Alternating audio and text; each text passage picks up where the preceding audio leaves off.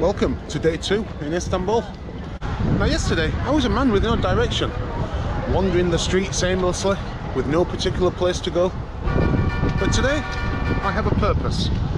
I'm going to head back to the Grand Bazaar, which was closed yesterday and apparently is open today. So today's video is going to be based all around the Grand Bazaar. Now before I do any of that, there's 3 things I need to do. I need to find coffee, I need to find juice, and I need to find some food. Now right here at Sultan Ahmet tram stop, right in the centre of the main tourist zone in Istanbul, got the Blue Mosque over there. And last night I arrived here about 9:30 and I needed some food. So I ended up looking at all the options, and there are quite a few around here. This looks pretty good, to be honest. I don't think this was open last night.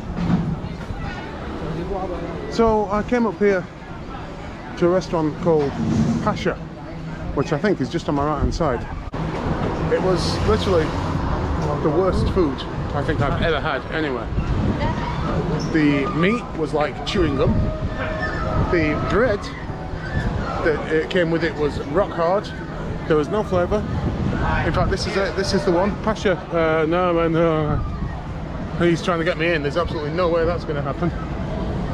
So if you're here, and a lot of tourists do stay around this area, Pasha restaurant that I've just passed, give it a miss completely. I asked to see the chef. The chef came out and I said to him, you know, would you eat that? Turkish food? Disgrace. Yeah. So anyway, I paid for the meal. I didn't leave a tip, obviously. And yeah, so now I need some good food. I need to find where the good Turkish food is at. It doesn't appear to be around here. Well, I got my orange juice. Same place actually as I got my pomegranate juice from yesterday. 20 lira, so it's about £1. 4 oranges, freshly squeezed right in front of me. It's absolutely delicious. Well, here we are, and it's open today. I guess I need to wear a mask. Well, this is a surprise. I thought the Grand Bazaar was outdoor.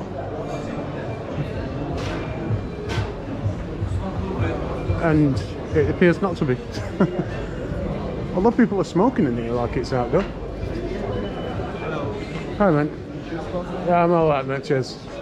So the information up there says that the Grand Bazaar has 21 gates, 17 inns, 66 streets, 4,000 shops and employs more than 30,000 people. Just had a lovely coffee, to be honest. Came with a Turkish delight and a little plastic cup of water. 35 lira, so about £2. He tried to charge me 50.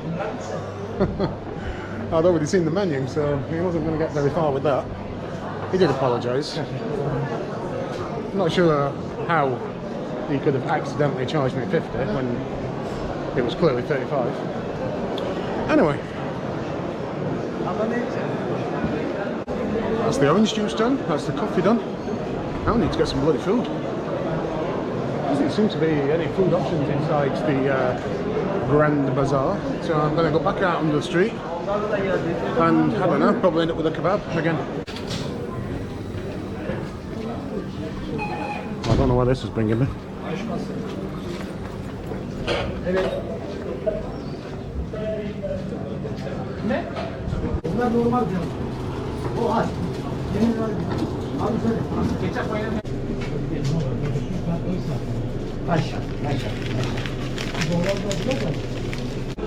That was a bizarre experience. They got some kind of system in order where you pick up a little number, and yeah, it's supposed to make the whole thing more efficient, but it just ended up complicating everything. Yeah. But yeah, they're literally non-stop. Very popular place. So I've gone for the sandwich. 15 lira, so less than £1. So here goes. That's actually the best doner meat I've had since I've been here. Little place just outside the Grand Bazaar. 15, less than £1. Cheapest thing I've had, best thing I've had. I've had my juice, I've had my coffee, I've had a kebab. So I'm all set to carry on exploring. Now this video was supposed to be about the Grand Bazaar, but to be honest, it's a little bit disappointing. So not much content from there. So I'm just going to keep going. It's day 2 in Istanbul. I'm exploring different areas, so I might as well take you with me.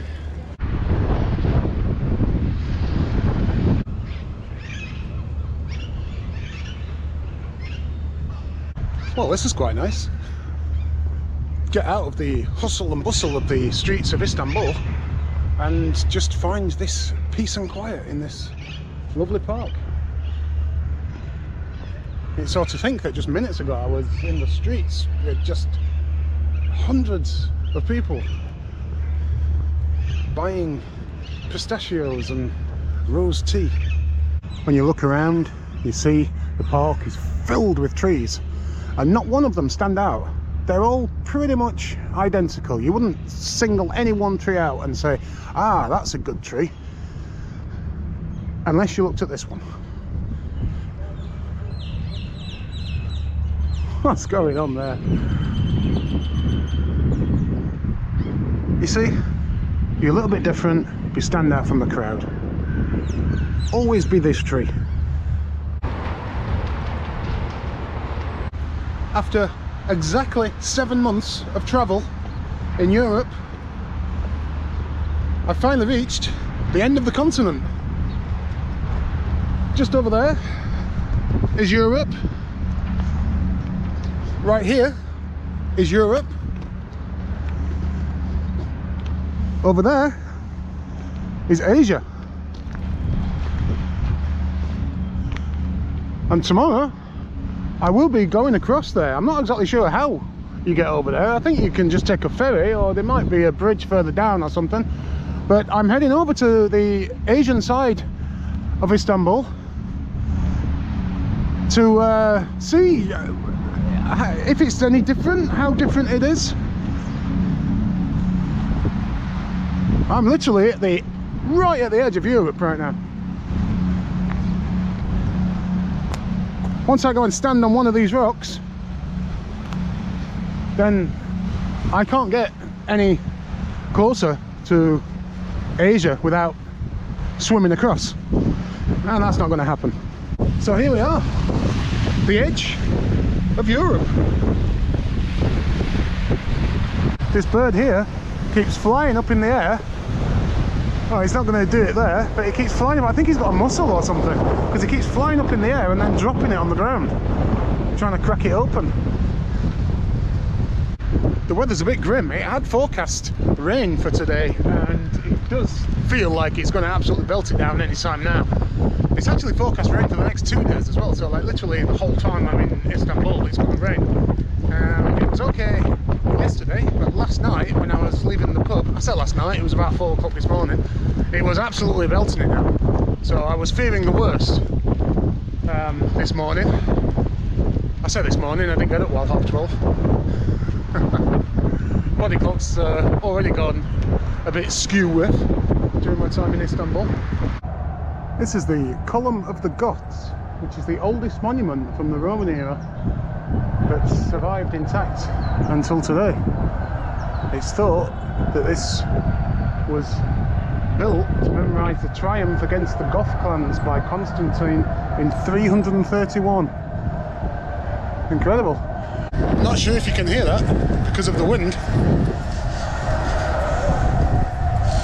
That's basically the sound of all of the mosques on the other side of the Golden Horn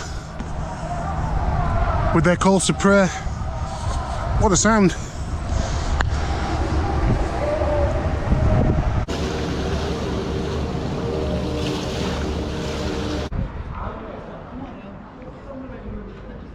I'm having a quiet night tonight. No alcohol today after the ridiculous amount that I had yesterday.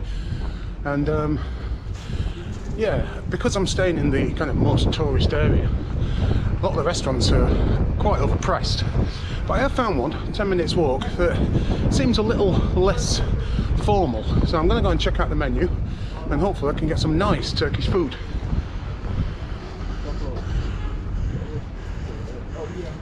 I do believe it's this place on the right hand side.